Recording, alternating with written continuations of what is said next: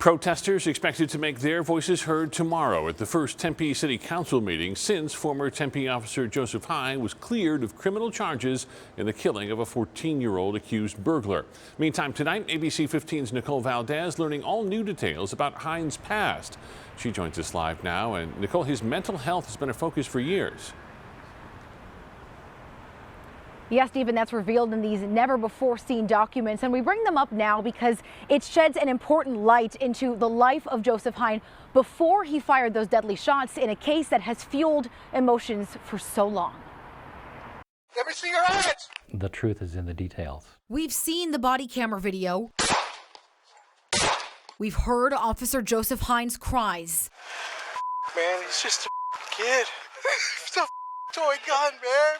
But what was really going on inside the mind of the former Tempe officer before January 2019?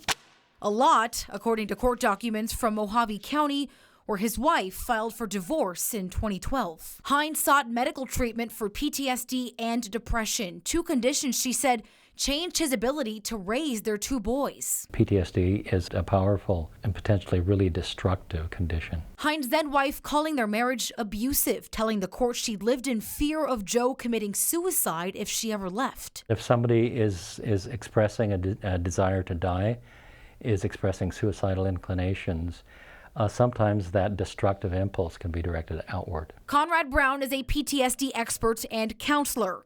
He's never evaluated Hine, but spoke to us about how it can impact and change a person's behavior, especially someone who works in law enforcement. It really can sort of replicate the original setting where the PTSD originated. Hine, a war veteran assigned to active combat duty in Iraq in 2010. 2 years later, he had to take a step back from the Tempe Police Department at least 3 times between June and August of 2012, when his attorney said he was being successfully treated for PTSD. We in this profession, the helping profession, have a very high and I would say a sacred responsibility to give our very best reading of how prepared a person might be to return to a high-stress job. But just 3 months later, Hine was cleared.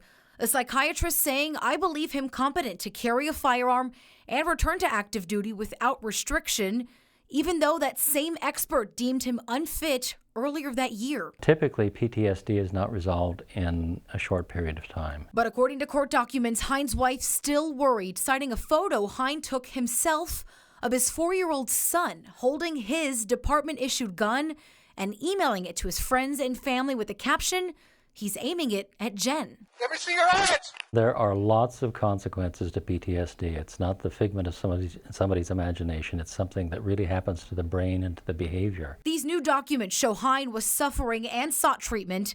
His family knew, Tempe police knew, and the city knew. But was it enough? It's a great question and one that's maybe impossible to answer.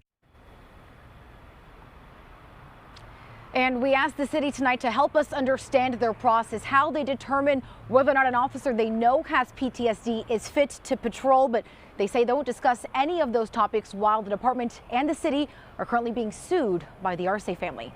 Live in Tempe tonight, Nicole Valdez, ABC 15, Arizona.